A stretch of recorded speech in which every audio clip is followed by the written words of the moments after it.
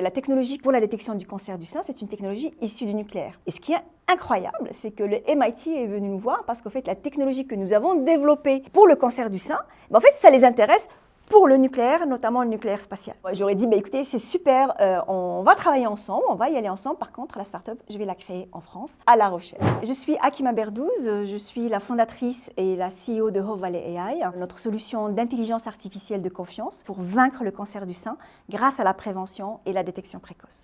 Avant d'être entrepreneur, j'étais ingénieur-chercheur pendant une quinzaine d'années, notamment sur la détection précoce des signaux faibles pour la sûreté, la sécurité, la cybersécurité des installations nucléaires, avec une grande partie sur la partie statistique, mathématiques appliquées, et une partie sur l'intelligence artificielle, notamment les réseaux de neurones. Et donc, je suis devenue start-upeuse il y a maintenant 4 ans. À mes 50 ans, c'est aussi l'heure du bilan, de dire comment je me vois dans les 15 prochaines années, parce qu'il me restait encore 15 années à bosser. Et j'avais envie de faire quelque chose qui me plaît, qui me passionne et qui me permet d'avoir un impact. J'étais chercheuse dans un grand centre de recherche mondial, avec des moyens, avec des grandes équipes talentueuses, avec une ambition, une vision générale. Et surtout, c'est une zone de confort. Et puis, quand on est dans la start-up, c'est complètement différent. En fait, on saute dans un océan dont on ne voit pas le fond. Et start-upper, quelque part, c'est être l'entrepreneur polyvalent, en fait. Il faut avoir une compétence scientifique, technologique, réglementaire, business, marketing, digital, communication. Parce qu'en attendant de lever des fonds pour pouvoir recruter les équipes, pour pouvoir justement déployer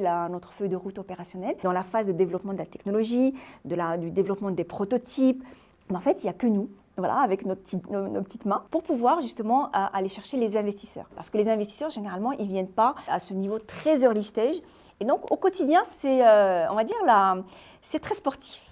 Quand on crée une start-up, ce n'est pas pour devenir millionnaire. Il faut enlever ce cliché, c'est pas vrai. Quand on se lance dans la start-up, c'est généralement pour changer le monde en mieux, parce qu'il y a une mission et quelque chose qu'on a envie, qui nous tient à cœur.